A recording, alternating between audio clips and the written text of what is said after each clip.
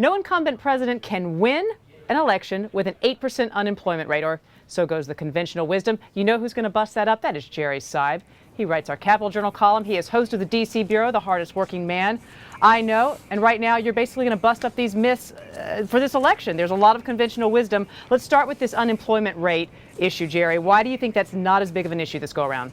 Well, I think we don't know. You know, there has been this notion that you couldn't possibly win a re-election campaign as an incumbent president with an unemployment rate above 8%, which may be true, but it may not be true because it depends on what people think the cause of that 8% unemployment is. You know, back in 1984, Ronald Reagan won re-election with an unemployment rate that people had previously thought was way too high for an incumbent to succeed with, 7.4% in that case. But the difference then was that people thought things were getting better, and that was enough for them. I think in this case, the test is 8% may not be too high if people think it's not really Barack Obama's fault and that it is a situation he inherited, and that would get worse if you went backwards to old policies, which is the Obama campaign's line. I suppose it will partly depend on how they feel when they go to the polls in November, what gas prices are like, just how they're personally feeling. Right, and there's going to be September and October jobs numbers, which may actually affect the psychology. You just don't know yet. How volatile, though, is the electorate right now? I mean, this is another one that in periods when we have such economic turmoil, you think the electorate goes back and forth, but the polls haven't borne that out, have they?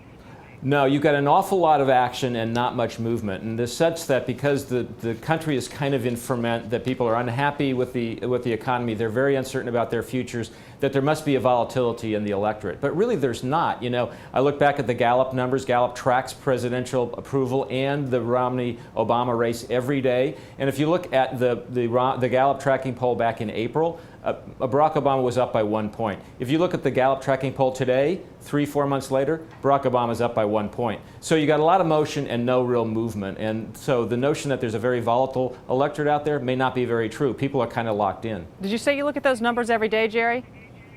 Well, almost every day.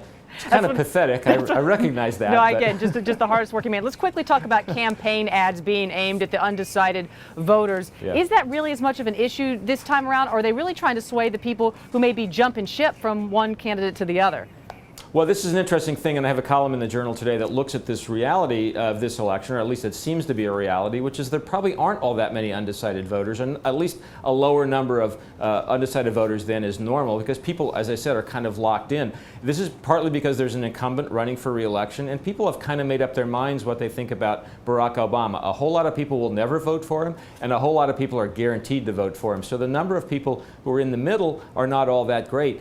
So a lot of the campaign effort and advertising is probably directed more toward wavering Obama supporters to try to keep them on board if you're the Obama campaign, or to convince them it's okay to jump ship. That's a little different from undecided voters. The two campaigns want to make sure they have their home teams in place and solidly locked down. All right, good points. Jerry Seib telling you, don't believe everything you think you know about this election. Read his column online, WSJ.com, and in the paper. Thanks, Jerry.